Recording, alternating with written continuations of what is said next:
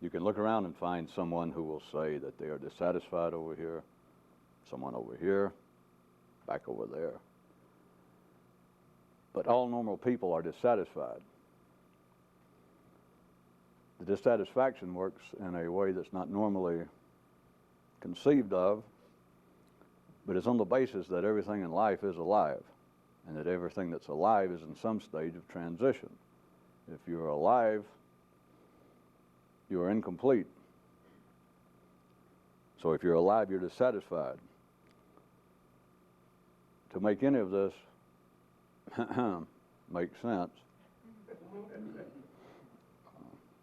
let me point out that life itself is not linear. Speech is, therefore anything that's said is to some degree distracting, is in some degree a distortion, no matter how well intended, no matter how much be the knowledge of the person saying the words.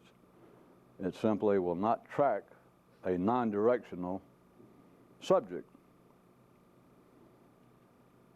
Having said that, everyone can, as your mind will normally do, ignore it. De facto, you have no choice under ordinary conditions because you hear linearly. To say that man is incomplete, now we get into the kinds of artificial descriptions. I'm going to speak of man in a physical sense, his body, and then in a mental sense. It is simply a descriptive misdirection. It is an ad hoc use of the human language to try and get you to look in a certain way.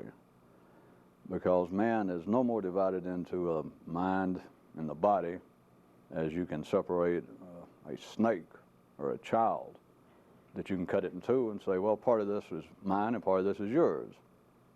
Come to think about it, you Old Testament scholars, there's an old story about that that's taken a different way. All divisions of life into any verbal category, much less what men normally assume to be some workable physical category, but even verbally, I repeat, is, if taken literally, misleading. So I urge you one more time to try and keep it in mind. But back to the point about being dissatisfied. Now remember, I'm going to start speaking about man physically and mentally, and there is no such discrete division. Contraire, the one thing that makes man singular to every other creature on this planet, his intellect, is no more separate from his duodenum, his stomach, his kidneys, than one end of a snake is to the other end. In fact, if you do not sometime realize the source of human thought, and it's not Harvard, it was not your mother's knee, it was not your extensive reading, it was your digestive system. which speaking of old, at least Western biblical tales, they're true, they're extant in all creation stories around the world, but the idea, to use the one to which you're probably most familiar of, Jehovah giving Adam domain over animals, that's a nice story. But that's a collective story, which I'll get to probably, maybe, about what collective myths amount to, what their purpose and their shortcomings are. But the idea of man having dominion over the other creatures, that he is in some way superior, is at best spurious and at worst specious, because an individual man doesn't even have dominion over his own animal. It's not an attack, nor is man supposed to at the present time, which those of you that like something a little more up to date, some of the, at least several decades ago, the big grade science fiction movies, the idea that the ultimate development of humanity would be a brain, a separate brain. That an Einstein type dies in one of these good black and white movies, and they in some way keep his brain alive off of a car battery and some sort of acid.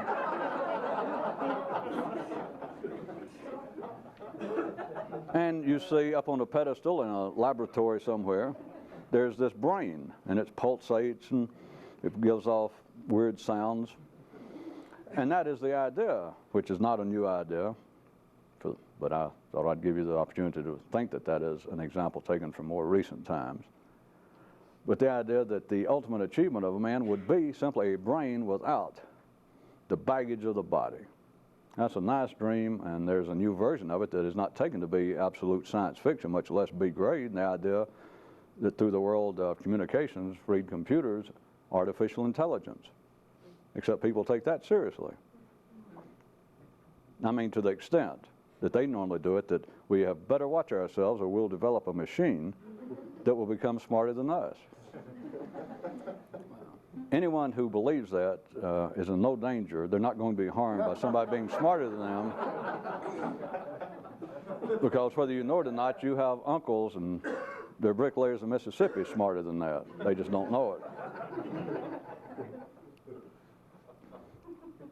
Back to the subject. Physically, man is incomplete. But now you've got to watch what I'm trying to point toward. He is incomplete on the basis that now let's speak of man physically and at the same level as we would the non-neural creatures on this planet. It's just figure of speech, allegory, parables, and then we'll push it further maybe. The body, the life of the body, the physical life, man has in common with the other creatures. There's not that much distinction between the two for the sake of discussing it. But even physically, a man is continually incomplete on the basis that you must replenish that to keep you alive. That every day physically, maybe several times a day, you have to replenish your foodstuffs, water. Then collectively, man must engage in sex to replenish the race. But let's look at individually that every day, everyone from the densest to the most sophisticated must replenish himself. So he is incomplete physically. That is part of being alive, that you must continually re-nourish yourself. No one finds fault with that. And from now on, I say no one, I'm speaking on the basis of sane, ordinary, down in the middle of the road men and women on this planet. Just ordinary, sane people. They find no fault with that, and they do not really think about it as being an irritation. But there is an irritation higher up the nervous system in a man. When we get to the area of the mind, it is incomplete, and it is a constant source of irritation or dissatisfaction, if you find that to be a bit more palatable. A man is incomplete without giving it any analysis. Men are aware of it. Again, I repeat, ordinary men, so if you start looking for strange anomalies in history or in your own family, you're wasting your time. We're talking about the squarest of the squares, the biggest, the poster boy for the bourgeoisie in life. They are irritated intellectually, but they do not find it to be an irritation as such. They do not, because if it was an irritation such as what we would assume would bring someone attention to activities such as this, they find it to be an acceptable irritation. They will, in fact, life provides, in fact, collectively, means of not curing the dissatisfaction, but it's a kind of balm. It goes all the way from religion, psychology, the belief in education, that is, that continuing education will eventually solve or soothe, cure the irritation, the feeling of being incomplete. Now, education's a fine hobby, it's just as good as any. But for anyone to ever understand anything about life, you have got to very quickly see that what life normally provides is not that which will cure this intellectual dissatisfaction. In fact, it should be that anyone who is here, not by accident, has gone through a somewhat archetypical progress of trying to find out whatever terms you used in your own mind at the time or in the past that you believed you were seeking some sort of mystical activity, that you were seeking some sort of cult, some sort of guru, some sort of mystical aspect of religion, whatever it was. You started out in a fairly pedestrian manner.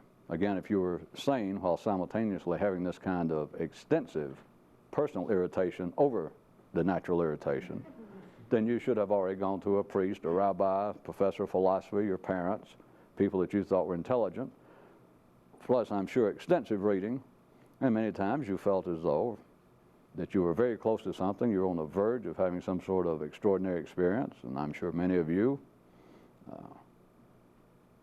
have partaken of the psychedelic substances available on this planet, and in conjunction with that kind of reading and that kind of desire, felt very close to having had a transcendental experience of actually seeing into the nature of life to some degree that it was not available on a theoretical basis, or that had never been possible based upon your reading. So we're left with men in general being incomplete, that is, you're alive. The body can be satisfied daily, or else you die. You do not even look at it normally as being a kind of dissatisfaction. You simply say, I'm hungry, let's get something to eat, and you eat. And for the time being, you are satisfied. The physical dissatisfaction is gone. So the dissatisfaction is of an alternative, or an alternate condition. Because you're dissatisfied, then you're satisfied.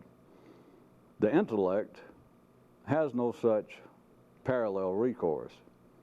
Now, I'm sure that many people, you have felt satisfied in a sense from such things as taking up a new intellectual field of interest, whether it was in formal education or just running to the encyclopedia when you heard a certain term, or you heard somebody on television mention the chaos theory. And you think, well, what is that? And you go and read up, or you find a science magazine, just picking out at random, and you read something, and it seems to be of some interest. It seems to be, at least to your mind, something that's of collective interest that a civilized, sophisticated, up-to-date, well-read man or woman should know about. And you read it, and you might have to read it several times, and there is a distinct pleasure over learning something new. But that kind of dissatisfaction,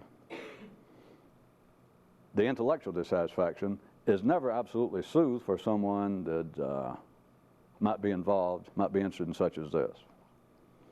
There is no common nourishment, there is no sort of knowledge available that will soothe this.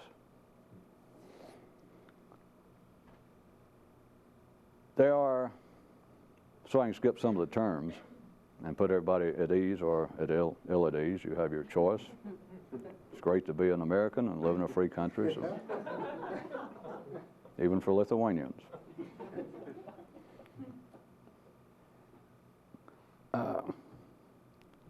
This sort of activity has been around as far as there's recorded history, if you know how to translate it. And it's been called everything. I'm not going to, by any means, attempt to give any sort of historical lesson in what this is.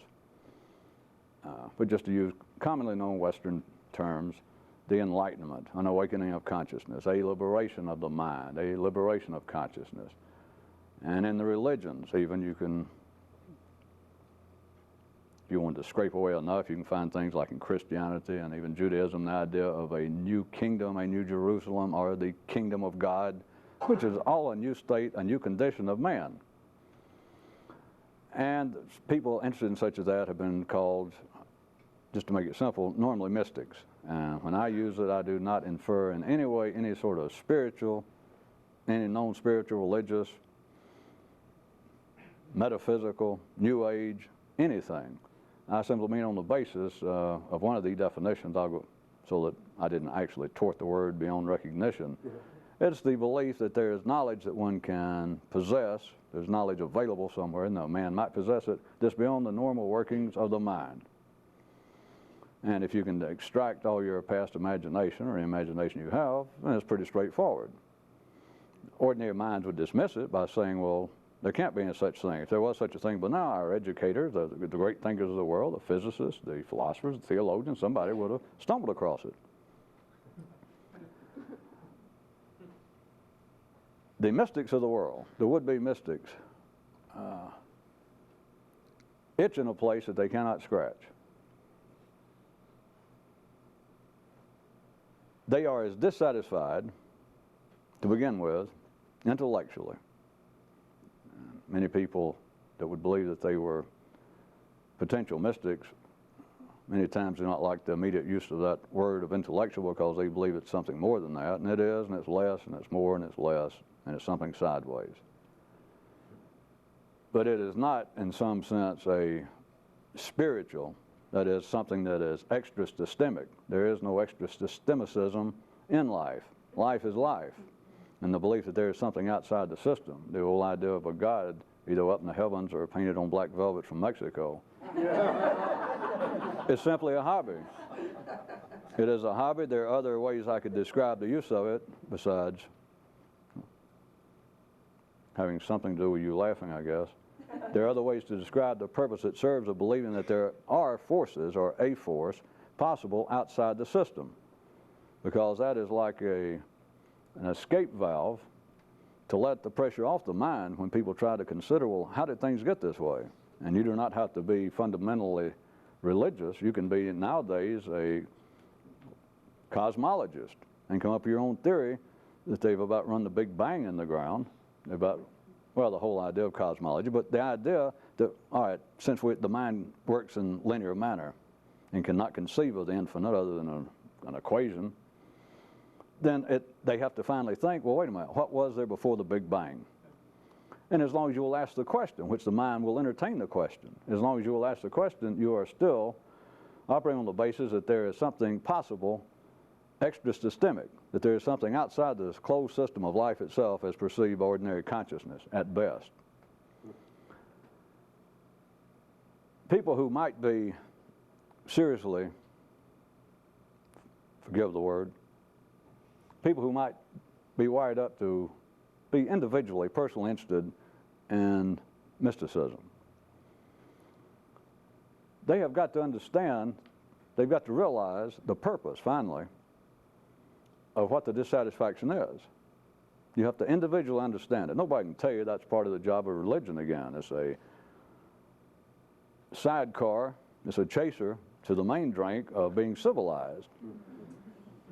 But you've got to understand personally, you've got to realize the basis of why you're dissatisfied. It's in you. It's in everyone. But you have to understand what is in you, and until you realize that, there's no chance of, no possibility of ever doing anything about it. That is where you have to divide things up again for you into, let's just call it mystical systems. Let's call it mythical systems so I don't have to say mystical, and that's a rather middle of the road word. But you know what I'm talking about now. I won't keep saying mystical. There are those that are amateur. That is, they're faux, they're sham, and I don't really mean that as in any way pejorative. They simply cannot produce that which they promise. It's not their job. There are those sorts of mythical systems, and then the otherwise. Everything that's publicly known, everyone you've ever heard of, is in the former group by its very nature, or it would not be known. You would have never heard of it had it not been some form of amateur night. It's not that the people involved are idiots or fools, and it's not that they're under the sway of some charismatic, maniacal cult leader. It's simply, to them, it's a hobby. And some of them will insist it's a serious hobby, and they may try to calculate the thousands of dollars they spent on metaphysical books in their lifetime. But they wouldn't be understanding just what I'm telling you. If that was the basis of the proof of their interest, there is proof contrary. Because by now, they shouldn't have spent thousands of dollars, no offense to anyone, but you know, a few hundred, maybe a book or two. If you're really sharp, a book or two. And it's not that you become a traducer of people who write such books, but you simply understand that they're serving food that's got nothing to do with what your hunger is. You tried it, and that's not it. By its very nature, any apparent mystical system you ever heard of, to the grand names of Zen, Sufism, all sorts of things, to any individual cult, they are all, if you've heard of them, they are all non-operative. They're non-operative because they are known. And that's it. There is no exception to it. They are serving a purpose for man collectively. They act almost, in the same way since I've used it, as a kind of pressure valve. Because life, the balance of life on this planet right now, is not such as to need, much less tolerate, but need covers it, any great deal of stray effort. If you look at man as being this great herd intellectually, they do not need too many stray calves running off out here by themselves. They do not, life does not have any need for many mystics. Life does not have any need for people, individual people here and there, who in some way, how about I go ahead and be blunt, discover the secret of life, or discover what's going on. Secret of life, somebody already used that, and I don't have to pay royalties. Which is what the enlightenment is, which is what the awakening is, which is what a higher state of consciousness it is. It's like the experience. If we'd like to move ourselves up into the ranks of Satori and enlightenment, it is when it happens in your nervous system, you look around and you go, that's it, for the time being. That has always been the purpose. But if someone feels that need and they attempt to fill it through any publicly known, any known apparent system to produce that, it will not. And if they stay there, there's nothing wrong, because this is certainly in no way a criticism of ordinary activity in that area. Do you want to leave? Sir? I won't bother you. You can leave. Now, anybody gets enough, get them to leave, I guess.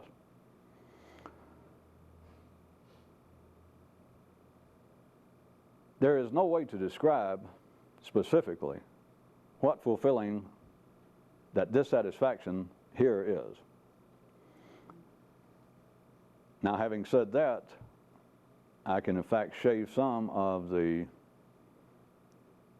apparent gross negative nature of that away on this basis. Remember, all of this we're dealing with the mind. We're not dealing with a conspiracy. There is a great conspiracy, for those of you that like that, but you're not even close. I mean, if you think it's bankers and communists or socialists or Royal Canadian Police or lumberjacks wearing women's underwear, the conspiracy is so widespread, the conspiracy is life itself. The conspiracy, well, I'll give you a hint, I wasn't getting into it. Consider the idea of right brain, left brain inside of your skull. Your skull. There's a conspiracy. Now onto something that might even make sense. That is to say, life is a conspiracy.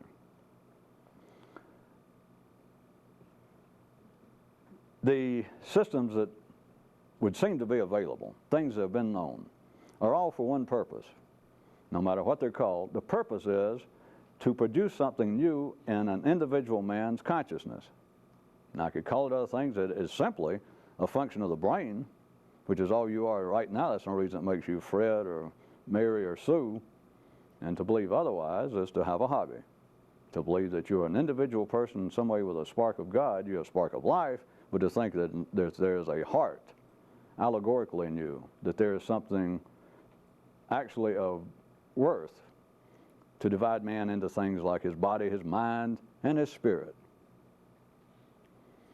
The nervous system of man explains man, if you can see it, in the same way that the nervous system of a cat explains a cat from beginning to end. There's nothing about a cat that a good zoologist cannot understand.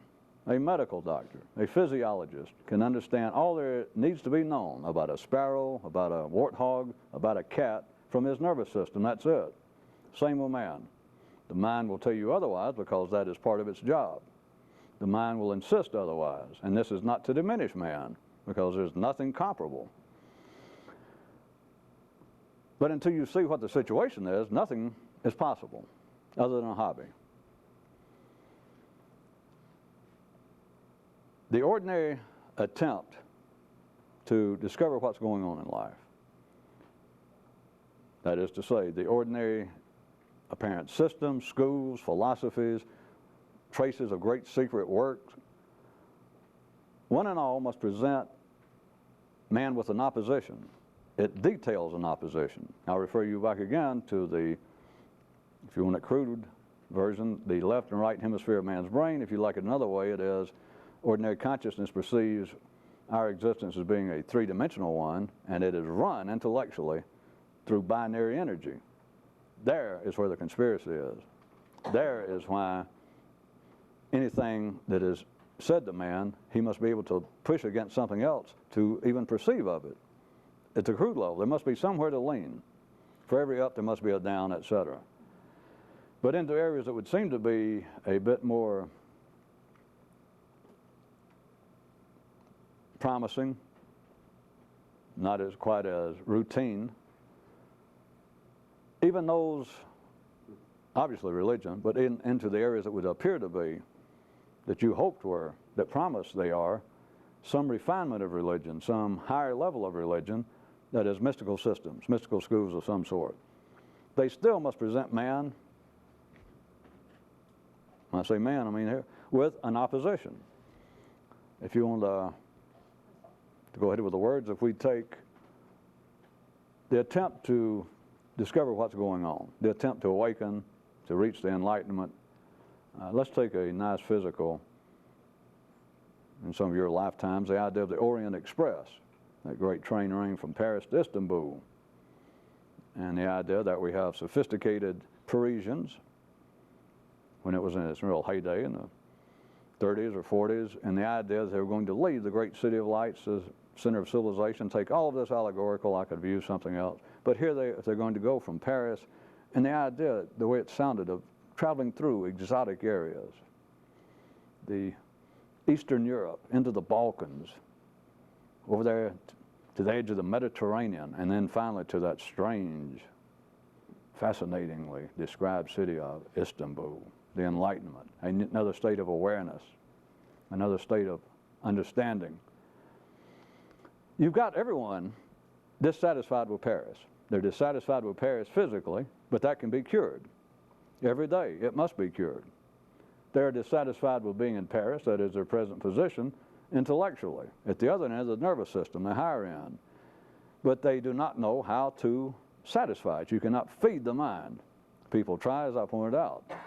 And those that find it satisfactory, that they keep reading books, or that they simply get a new degree, they continue their education, that is fine. Everything gets what it needs. If you have a stomach that desires more protein than it does chocolate, then you'll find it. And if a person is satisfied,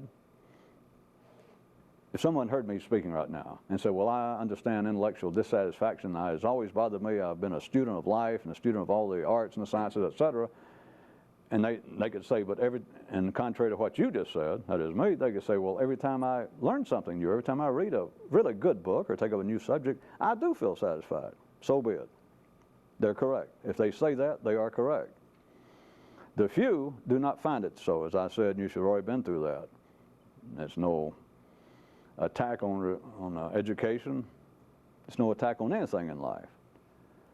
But the few, there they stand in Paris, and they cannot even be satisfied at all, and rather than find it, to settle for it being an irritation, they just learn to live with it, and they take up religion, which I'm sure many of you did. You tried religion, that didn't satisfy it.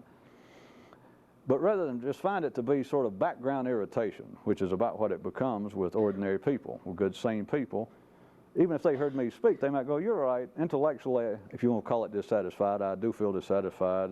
Sometimes I wonder, and they would start some string of personal anecdotes about local affairs. They say, yeah, I'm intellectually dissatisfied because, for instance, and the great one is, how can people do such unpeople-like things?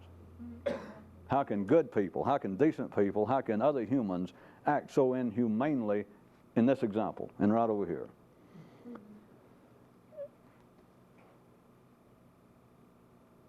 The mythical journey is not to cure any ills, because from the mythical view, man has no ills. That's just it. And so you've got the few standing there in Paris, back to that one, the few, I'm insinuating, would be mystics.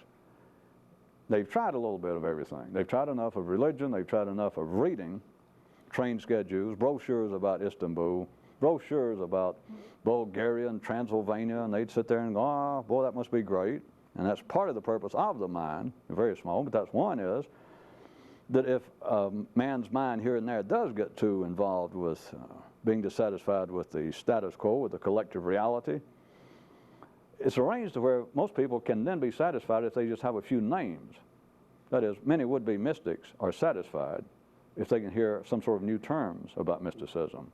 Or if they read a new book that says, boy, you would-be mystics of the 20th century, you missed it. The real great heyday of mysticism has never been heard of, happened in the late 1800s in Peru or in Australia. And people just read it and almost have mental orgasms like, oh, you know, boy. Well, it is a fine story like, oh, if I could have just been alive when Buddha was.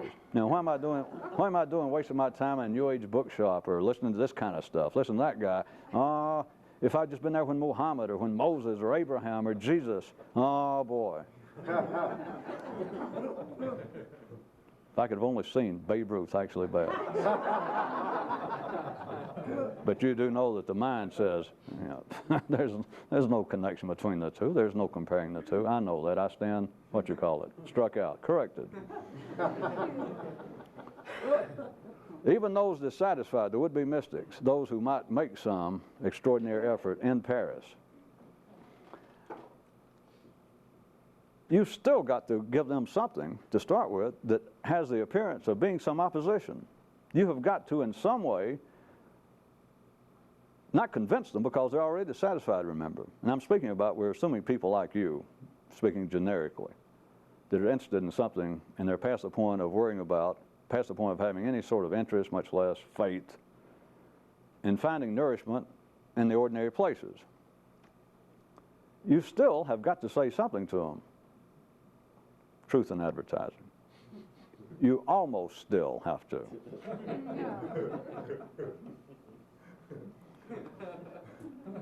Tell them, point out some reason that they should not stay in Paris, that they should not be satisfied with their condition, no matter what a nice flat they may have and what a nice car and how well they may be established there in Paris.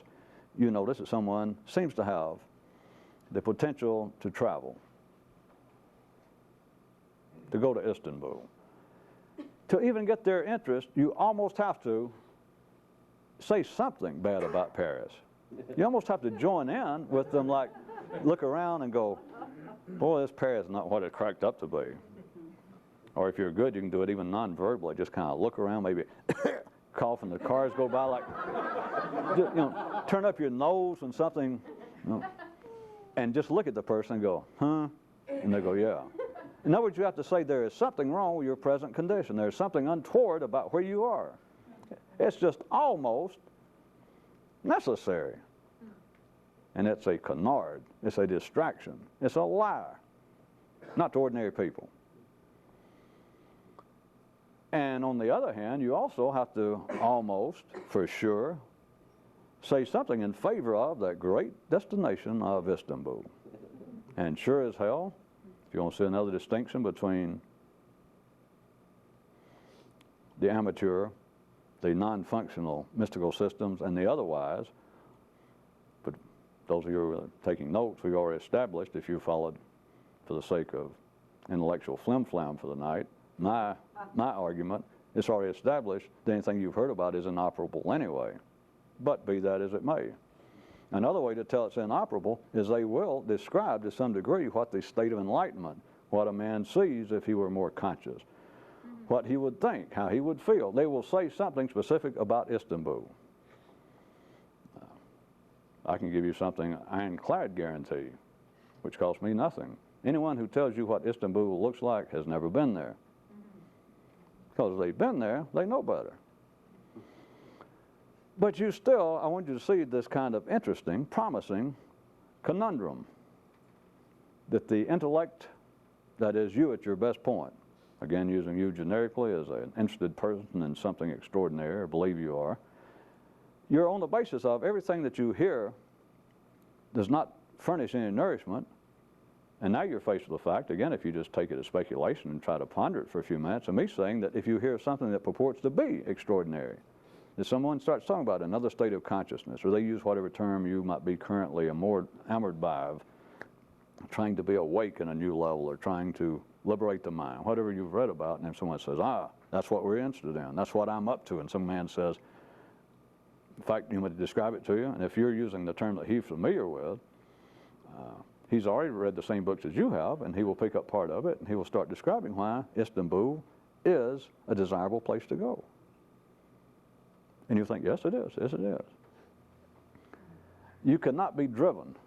You cannot be motivated by that. It will not satisfy, because it is part of the collective feeding of man.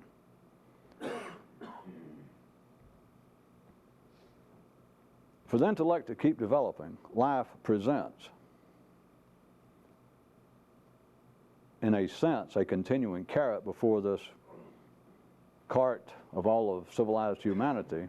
Intellectually, it holds this carrot out, and it keeps trying, it succeeds. But it makes the individual at the time feel like that he is trying to better himself. And this ranges all the way from fairly ordinary, sane, decent people, your families, your friends, that are to the point they have learned to live with. They find the irritation of the intellect being incomplete, this forever state of transition, which is simply to say you're alive. The mind can't even see that, because the very things that the ordinary mind, from theologians to philosophers to speculators on matters mystical, the very thing that they attempt to describe, if you met one, and you say, well, and they're studying some system, let's say, to liberate the mind, or to be more, for enlightenment. And you say, well, what is it, what's your understanding of enlightenment? And they describe a man that would be enlightened. You say, well, tell me, based on what you understand, or what your teacher, or what the system teaches you, what would be enlightenment, an enlightened man? I could use a Christian, religious Jew, Muslim, Buddhist, and religious Sikhs. What they'll start describing is what? I'll answer, a dead man. It will not be a man alive. They will describe someone who is, they would call it perfect, even though they'll say, well, now, let's take Christianity. They will say, well, no one is perfect other than God or Jesus. That here are the 10 commandments, or the one commandment, or whatever they are. Here is what we should be doing. If a man could do this, he would truly be in a new state of consciousness. He would be part of a new kingdom. He would be part of the kingdom of the cosmos, or of God, if he could do these things.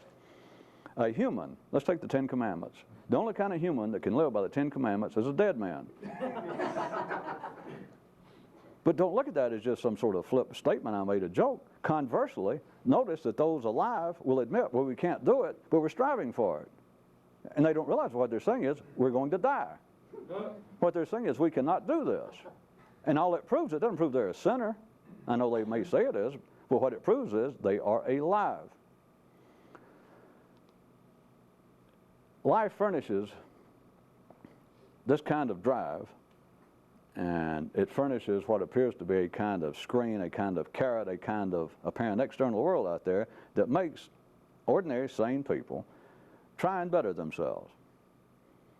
At the simplest level, no criticism intended, because I said it could be your mother, father, good friends, piece of you, most likely. That they are simply satisfied in bettering themselves financially, is one of the old stories, socially. Things physical, and it's just all an offshoot. It's not a knock on money, because all money is having more food stored up than you can eat. All you're back to doing is replenishing the body. And the more money you save up, you look down, you think, well, I could go several days and not work. That is, not have to get out and cure the dissatisfaction of the body. Tomorrow, I got enough for 5 years, 10 years. All of that. Wealth, social position, which is just simply the meanest dog in the pack. All of that. Looking attractive is just sex. All we're talking about is sex, security from the elements, and food. That's all you're ever talking about at the physical level.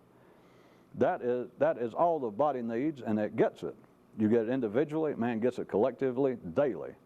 In your case, literally, individually, and then collectively you can put figuratively, because you personally do not have to engage in sex every day for the race to go on. You do not, in fact, have to engage in sex in your lifetime for the race to go on. But you understand physically, at that level, if you do feel in one day you're hungry, you're horny, you're hot, you can go eat. And nowadays, unless you look like, I don't know what, you can get laid, you can have sex. And you can go buy an air conditioner or go hang around a Shoney's or somewhere and get cool.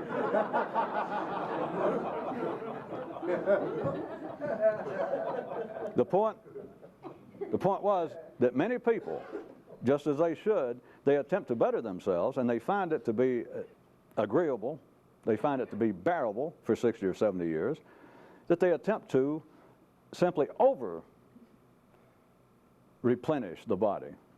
That is, to get somewhere in life, to make a name for yourself, to be famous, to be good-looking, to be wealthy. All right. You move up, relatively speaking, even though I remind you this is a distortion because life is not sequential and is not linear, but then it would appear to be a little higher up. Ordinary people say, well, a man's simply out for wealth. A man's simply run by the body and by physical concerns is not a true human being. He's not sophisticated. He's just simply not a human in the full sense of the word, and they would say it would be better if a man were attempting to educate himself. It would be better were a man religious in some way, if not specifically denominational, to try and become a more humane, a more caring person, a more insightful person, to be more tolerant. The very things that all humans of every stripe and nationality, life simply makes all civilized people adhere to that same sort of carrot that we should all be more civilized, which is all religions are doing, which is what education is doing. But it is for the collective, man the collective, not the individual. So everyone, in a sense, let's take that of enlightenment, to use a common one again, that the few people there in Paris, they realize there's nothing here in Paris that satisfies me. Here.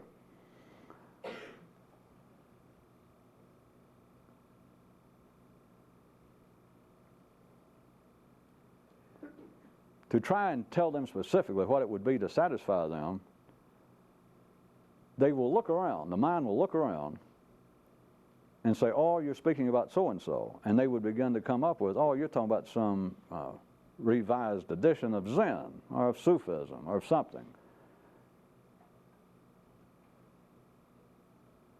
Even those who believe that they're actively involved or interested in such matters as I just mentioned, they are not that far removed from the most mundane of ordinary people.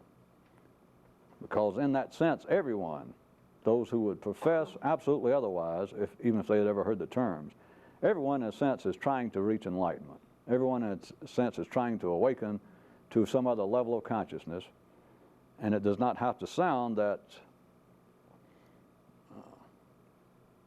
perhaps comic book spooky. It is that everyone is trying to scratch this place. Everyone is trying to satisfy their mind in the same way that they know they can satisfy the body. That they know there's no doubt when you're hungry, that you know just what it is you enjoy eating.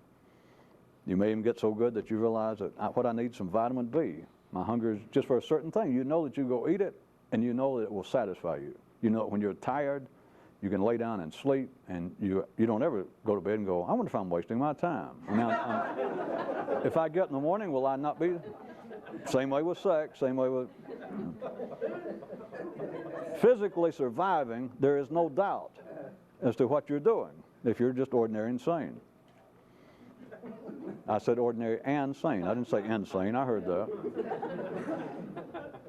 In fact, some of you should wonder why you immediately laughed. I don't care to. I'll leave it to you.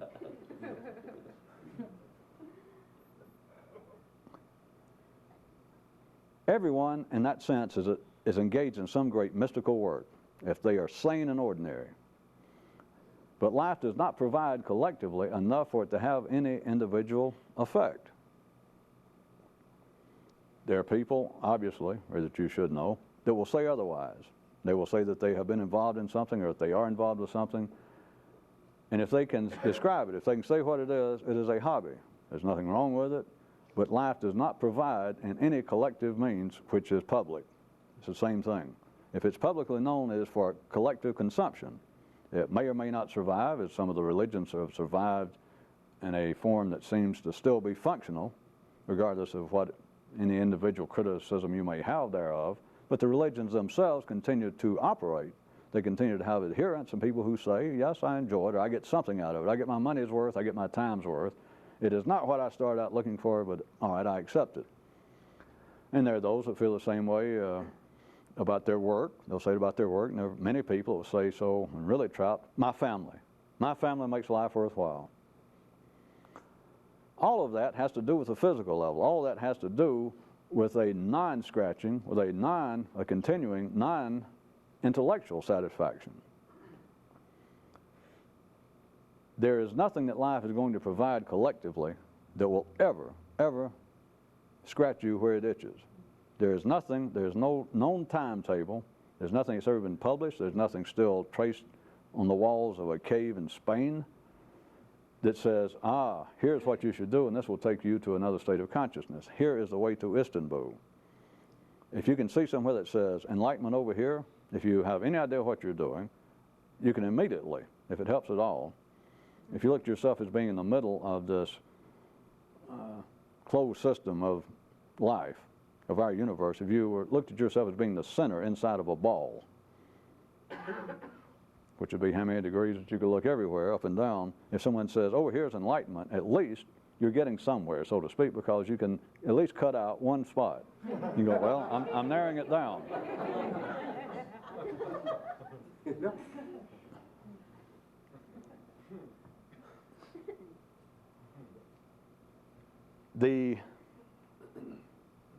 When I speak of the collective and anything that's publicly known, to bring it down to what would appear to be an individual level, is the fact that you, at any ordinary level, under any ordinary conditions, which you have known, and it doesn't matter who you are, what your background, nothing matters.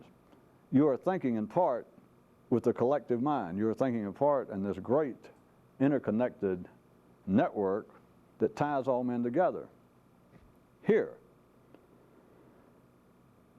Most people cannot even abide the fact, they're not supposed to.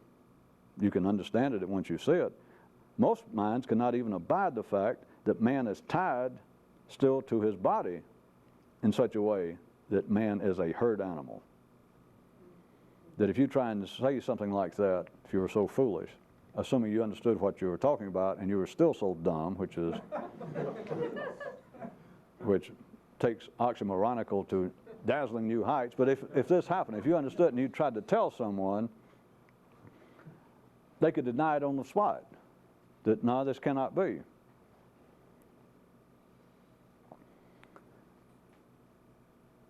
Collectively, whatever you think is part of, well, I didn't make that clear, I don't guess. If you tried to tell an ordinary person, a sophisticated person, if you say that man still has much in common socially, that he is still in fact as much a herd-driven animal as a cow, a moose, a wolf, this will, as it should, will somewhere between annoy to infuriate. If you persist that you believe that, an ordinary, educated, sophisticated person, they will say it's not so, which just shows that how much conception they have, how much understanding they have of what life's about. Man is as much physically a social animal as the finest of moose. It is what politics is about, it is what social, anything beyond mere face-to-face or back-to-back sex between another person, everything social beyond that, we're talking about pecking orders in wolf packs and chimpanzee packs. It simply is. I can't prove it. You either see it or you don't. But also notice, it is out of hand, rejected, and always has been. In the Western world, you can find arguments going on philosophically as far back, further back than the Greeks, and you can hear it today. People say, no, man's much more than that. Yes, he is. But that doesn't say that that's still not what he is. Those are the same people that if you tried to tell them, again, if you were so dumb, if you said, where do all your thoughts come from? And you can't really press it because it really gets them depressed. But if they just said something about, well, what I've learned and and you said, no, it comes from your stomach. It comes from gastric juices. Now, it's either silly or it's an allegory of some nature that they don't even care to comprehend. They don't even want to deal with it. Life gives man a part of a collective mind. Back to, let's say that you will assume for a second that you can see some validity in the fact that physically, there's nothing wrong, but if we were taking man as being physical and nothing but that, you are as much a herd social animal as a wolf, as a moose. And the idea that ordinary people out there involved with survival of the culturally fittest or the intellectual fittest, or that the smart people run the world. The badass dogs run the world. They always have, which makes the weak dogs, which are normally at the ordinary level, the so-called intellectuals, they're the ones that turn around and find the tyrants and the Attilas of history and go, my God, how could humanity have been so stupid? They always go, have been so stupid. Physically, Attila the wolf runs all packs. And if you had any sense, you want the meanest dog to be running the country, running your pack. Which, getting way off the subject, sort of. Not really. It's why it's so easy to condemn the intelligence of political figures, contemporary and historical, because there's a basis for it. They don't have to be smart. If you knew what you were doing, you don't want a smart dog running the pack. Somebody will lead him up. Some other pack will lead him up. You want in your pack, you want a mean-ass dog running it. That's just physically the way it is. And that's why you hang out. That's why people are sociable. No matter to what degree, you may consider yourself in some way a potential hermit and recluse, but you're not. You couldn't stand it. You're not supposed to stand it. But at any rate, if you will take that for a second, it is simply a fact. It's not, the mind will not normally tolerate it. They will not even entertain, but all you got to do is look around. You're as much a pack animal and a herd animal as any cow and any sheep. Let's say that I could get someone to agree to that for a second, to follow my discussion. I had an ordinary person. And then I said, they said, okay, I'll go along with that for a minute. What's the point? And I said, it is the same situation intellectually. And as most good thinkers are given to hand gestures, they'd probably go, no. You went too far, you went too far. Because the mind will, and there is no explaining, there's no reasoning with this, a man's mind will deny that. The more intelligent he is at the ordinary level, the less likely he is to even discuss the matter. He might ask you again, would you repeat that? Are you saying that that men, intellectually, are as much herd-driven, there is much a captive of what's going on around them, as a sheep is in the middle of this huge flock? Is that what you're saying? If I went, oh, yeah. That is up to an edge, which is something else some of you might ponder. There are certain ideas, certain information in life that ordinary, sane people have never been able to tolerate. And I don't mean the point that they won't get in a fist fight, because they won't get in a fist fight, you're still dealing with, well, Hank Aaron was better than Babe Ruth. No, he wasn't. Buddha could have whipped Muhammad. You're dealing with things of, dealing with things of very decreased, even potential significance. But there are certain things in life that if someone was stupid enough, or if a bunch of monkeys sitting around with typewriters that couldn't get around to doing all of Shakespeare, that they accidentally come out with certain sentences throughout history. Somebody has said these things.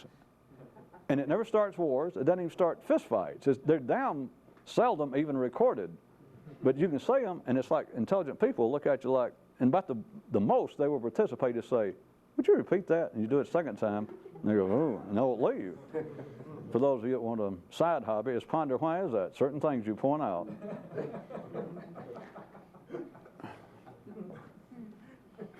Back to, collectively, there's no chance that you're ever going to go anywhere if you believe, if you still operate on the basis, until you see that you think with part of a collective mind. And when I say part, I don't mean that some part of your mind is free. What I mean is you're part of a larger mind. You're part of a collective intelligence in the same way you're part of a physical genetic intelligence. That you are stuck here, you are a human. You're supposed to be a human, you're wired up to be a human, you're a human. From the level of consciousness down, you're an animal human. And as I said, you can get some people go, all right, for the sake of argument, okay. And then you say, all right, from the level of consciousness up, you still are. They go, well, I shouldn't even agree to put up with this theoretically, because they cannot go anywhere with that. The idea of an enlightenment, the idea of being able to soothe this dissatisfaction is not a collective endeavor. It is an individual endeavor. But everything you hear sounds as though it's collective. Everything you've ever heard of, even if it's a monastery of Zen monks or Sufi seekers or Christian mystics or Jewish mystics, whatever they call themselves, they will say, well, let's retire from life and actually work on this problem. We do not need to bother ourselves or to waste our energy with the ordinary day-to-day pursuits in which everyone else is involved. And 3 or 4 of them, 5 or 6 of them, 200 or 300 of them go, good. And they all retire together, away from life. And this is not to bring out irony. This is simply the fact. They are then partially soothed. They then have a hobby, and they're not going to be disruptive. As if life would allow it, but you understand, as long as men band together to attempt to overthrow life, there is another piece of the unseen conspiracy. You're safe. As long as you band together. That's not to infer that some more conscious man is going to overthrow life. I'm not insinuating that. But for people who believe that they are actually struggling against the stupidity of life, of man, the low level of consciousness of their peers, that let's just retire away from such people and we will devote our energy specifically to such and such endeavors, reading such and such books, studying past teachings, etc., pursuing some physical discipline, meditation, whirling, sitting, standing up on one foot, standing on your head, eating certain foods, not eating others. And they, as far as they're concerned, they are at least specifically involved with something. They have moved out of downtown Paris. They have moved out to the suburbs, they believe, and that they may even play good old sham humility, that we may not know exactly what we're doing, but by God, so to speak, we've got a roadmap here. We have the secret teachings of one of the Dalai Lamas. We have the unrecorded teachings of Buddha, or here's what Jesus actually said, or some yoga from, or some guru from 50 years ago. There is nothing that you're ever going to find out there. I'm using out there now as collectively, the intelligence of man, or publicly. There is nothing out there you'll ever find that will feed in here. It's as simple as that. And I could speak for an interested party and say, simple as that, eh? I thought we weren't engaging in sarcasm, sir. Well, that's about all you can make of it. Because all that does is discount anything you ever heard. I wish I'd have thought to put it that way.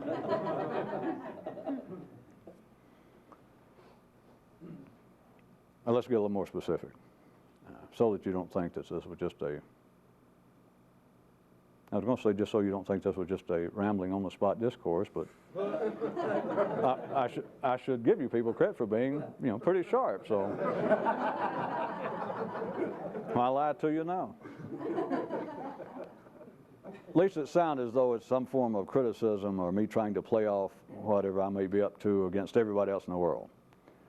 That's not it, but do understand the part I didn't lay on very long. It's impossible to get people to move here unless they're presented, unless they already have the idea and in some way you participate somewhere past the point of 100% passive participation, that people feel dissatisfied. You in some way have got to at least look at them. If you put up a sign outside a place and say, meeting hall for the intellectually dissatisfied, that's incorporated. And people show up and they say, well, here it is, the guy's in charge of lecturing about this. And a guy comes out and he goes,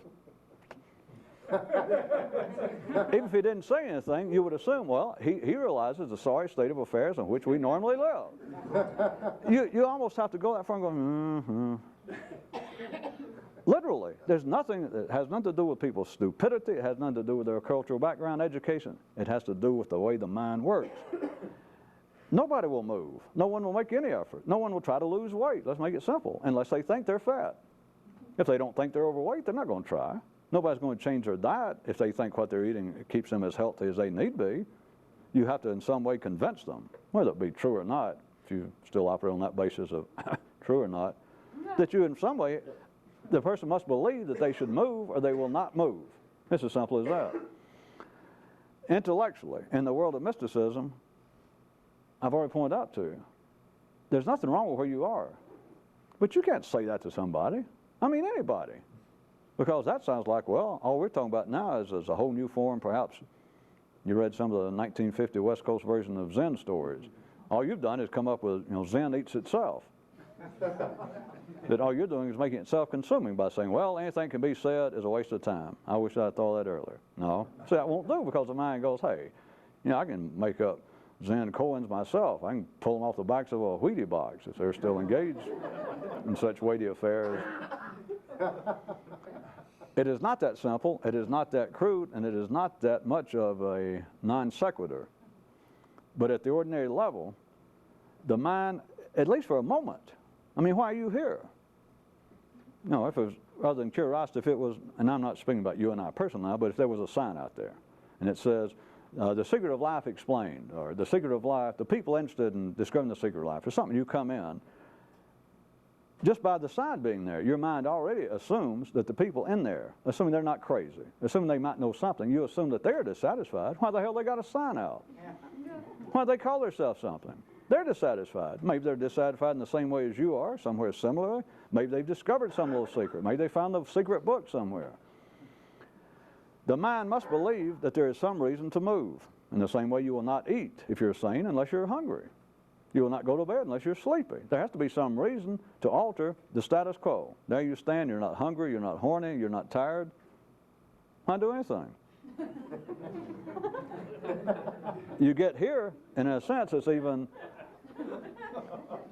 a refreshed version of that, because if a man starts off and he feels, well, I'm a little dissatisfied, and you in some way do not encourage it, or at least agree, like, well, I know. Like there's some basis for it. There is no basis for it, other than the fact, are you alive, sir? Yes. Well, there it is. Which an ordinary man, I'm sure that he'd want to tip you greatly, mightily for that piece of information. Like, well, that would be a great help to me. I'm alive, and therefore I'm dumb. So he's getting better. I only talked to the man a minute, and he's getting sharper already. All of the ideas, I was going to get into the mind itself, because I'm, again, assuming that most of you or all of you have had some kind of experience or reading or imagination. All of the ideas